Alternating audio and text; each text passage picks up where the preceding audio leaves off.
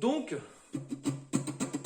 comment se sortir de ces 4 positions de barré, se repérer sur les cordes et pas se tromper de position? On sait qu'on a les repères corde de mi, fa, dièse, sol, etc. en compte. Donc déjà, il faut arriver à compter. Et corde de la, dièse, si, do, dièse, ré, etc. Donc on compte de case en case et on compte les dièses ou les bémols. Les 2 positions en partant de la corde de mi, c'est la position comme ça, tac, ça correspond à un fa. Tu le transformes en mineur, tu le fais comme ça. Et après, tu te repères sur ton manche et attention, n'oublie pas que tu es sur cette corde-là. Le nom de la note que tu vas choper dans la case va te donner le nom de l'accord. Je vais faire un truc en case 4. Donc ça fait mi, fa, dièse, sol, dièse, sol dièse. Donc je sais que déjà que si je suis là, je vais faire du sol dièse. Sol dièse majeur ou sol dièse mineur.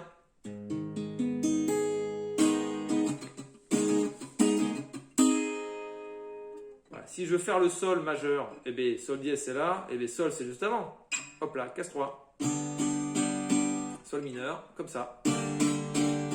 Cette note c'est sol. Et tu le sais parce que dans ton accord sol de débutante, elle y est la note. C'est pas la même résonance. Mais c'est le même accord.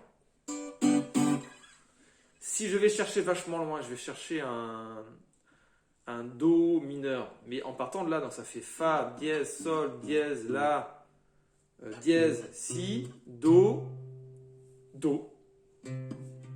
Case 8. Ça fait loin, hein, mais c'est ça. Et je fais une position mineure, comme ça. Il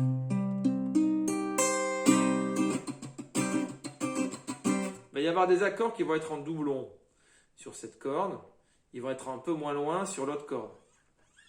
Il y a un décalage de 5 cases entre cette corde et cette corde. Parce que regarde, quand tu fais case 5, ça fait la même note. Je pars sur la corde de la. La corde de la plus 1, ça fait la dièse. Si, do, dièse, ré, dièse, mi, etc., etc. Là, je ne me gourre pas. Parce que si je fais un barré, il faut que j'effleure la corde du dessus. Et après, je plaque mes positions. La position majeure, en partant de celle-là, c'est les 3 doigts. Comme ça. Parce qu'en fait, c'est un la, tu décales. La dièse, si, do, dièse, ré, dièse, etc., etc. Si je fais du mineur, je fais un truc qui ressemble. Ça ne ressemble pas à du fa, mais paf, un cran en dessous. Et tout le temps, les élèves, ils se gourent entre les deux. À une corde près, regarde. C'est pas du tout le même accord. Ça, c'est fa majeur. Je tombe tout d'une corde. C'est la, dièse, mineur.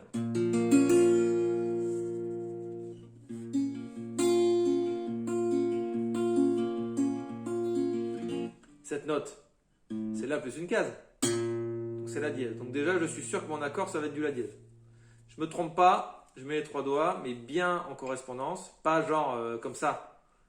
Là, tu vois, je me suis gouré parce que je fais un truc de la dièse et j'ai mis les doigts une corde trop haute. Là, je suis bon. Là.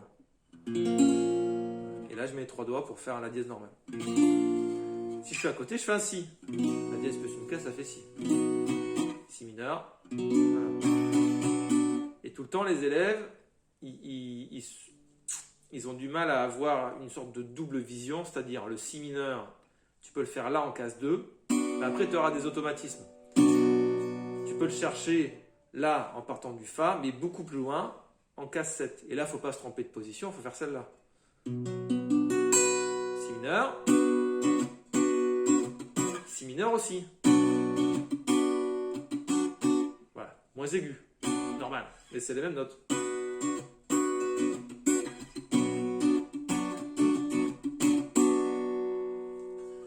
Donc on essaie de s'entraîner sur ces 4 positions, un peu sur toutes les cases. Arriver à bien se repérer, pas se gourer de position d'un point de vue avec le côté un peu géométrique, et surtout bien les faire sonner. On fait des petites sessions un peu tous les jours. C'est du boulot, mais c'est faisable. J'ai confiance en toi, ma grande. Et puis voilà. Bon été débarré.